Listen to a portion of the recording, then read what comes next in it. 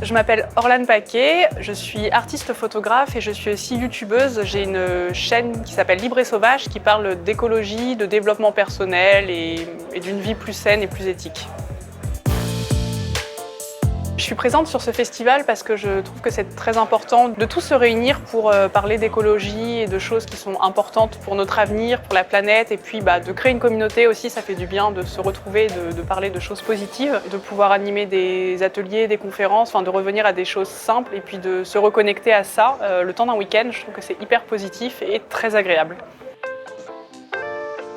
Mon premier conseil, ce serait d'essayer d'être à l'écoute de soi. Ça peut paraître tout bête, mais vraiment essayer de se poser les questions avant d'entreprendre une action, de savoir si elle nous fait vraiment plaisir, de savoir quel sera son impact, et puis de se poser ces questions-là pour entreprendre des actions qui ont du sens pour nous, parce que c'est vraiment super important, selon moi.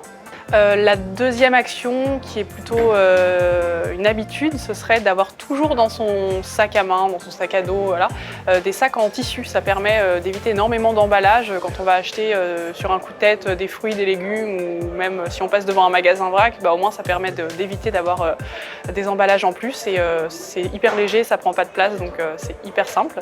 Troisième astuce, c'est tout simplement de mettre une brique dans sa chasse d'eau ou un bocal rempli d'eau. Moi, c'est ce que j'ai fait et ça fait économiser à chaque chasse d'eau énormément d'eau.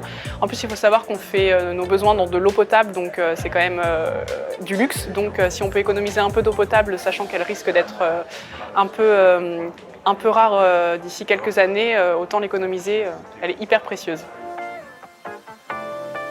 Connexion.